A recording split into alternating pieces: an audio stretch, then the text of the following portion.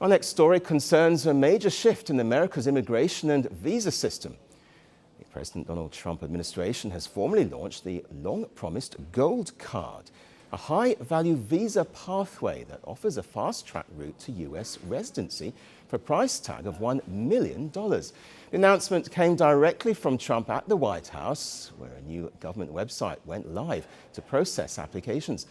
Top business leaders from Apple, Dell, Hewlett-Packard Enterprise and IBM were present as Trump unveiled the program. Very excitingly for me and for the country, we've just launched the Trump Gold Card. It was about 30 minutes from now. The site goes up and all funds go to the United States government. Could be a tremendous amount of money. Well, under the new rules, individual applicants can pay $1 million for a Gold Card, while companies can pay $2 million for each foreign-born employee they wish to sponsor. Applicants must also pay a non-refundable $15,000 processing and vetting fee. All revenue, the White House says, will flow directly into the U.S. Treasury. So for an individual, it's $1 million, and for a corporation, it's $2 million. And as the president said, for a corporation, they spend $2 million. They can then have an employee, full vetting, the best vetting the government has ever done, $15,000 vetting to make sure these people absolutely qualify to be in America, absolutely qualify. And then the company can keep them here, and they have a path to citizenship, right? Obviously, they have to be perfect people in America. Well, the Gold Card effectively replaces the EB-5 investor visa program established in 1990. EB-5 required investments to create jobs, but Trump's updated version removes those job creation requirements and instead focuses on the financial contribution and skills benefits. Trump framed the program as a way to attract both wealth and high-skilled talent. He argues that because of current visa caps, American companies are often unable to retain top foreign graduates from universities such as Harvard, MIT, Wharton, and Stern. He said business leaders, including Apple CEO Tim Cook, have repeatedly warned that they cannot reliably hire talented foreign students because they may be forced to leave the country after graduation.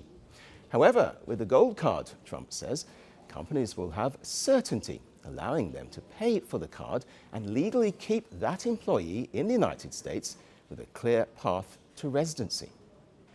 It'll also be able to have people like this keep, as an example, just one example, there are a lot of examples, people just buying them.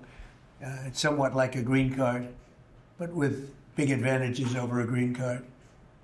And companies are going to be able to go to the Wharton School of Finance, the Stern Business School, Harvard, MIT, wherever you may get your students, any school, and you're able to buy a card and keep that person in the United States, actually, so there's certainty, because I've heard from Tim Cook of Apple, and I've heard from a lot of people, some of the people at this table, that essentially in the United States you can't keep the student, you can't hire people from the best colleges because you don't know whether or not you can keep the person. They come and have the people get out, they throw the person out of the country, you graduate #1 from your college, and there's no way of guaranteeing, I guess you could say, there's no way of guaranteeing that they're able to stay in the country.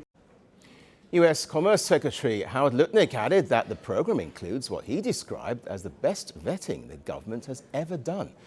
After 5 years, approved applicants would become eligible for U.S. citizenship, and companies could then sponsor another employee under the same card. And having passed the vetting, after 5 years, they'll be available to become citizens, and then the corporation can put someone else on the card.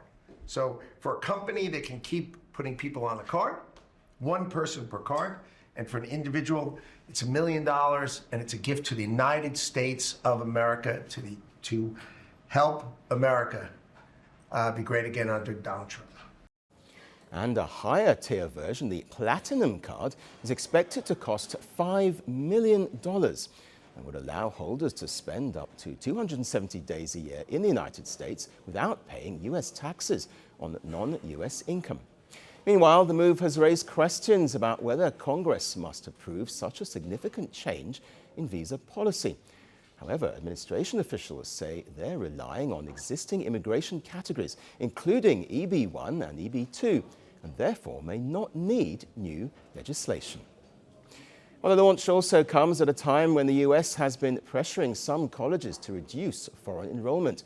The number of new international students coming to the country has dropped sharply amid tighter immigration rules. The White House says the Gold Card will reverse that trend by providing stronger incentives for high-earning individuals and high-skilled workers to remain in the US.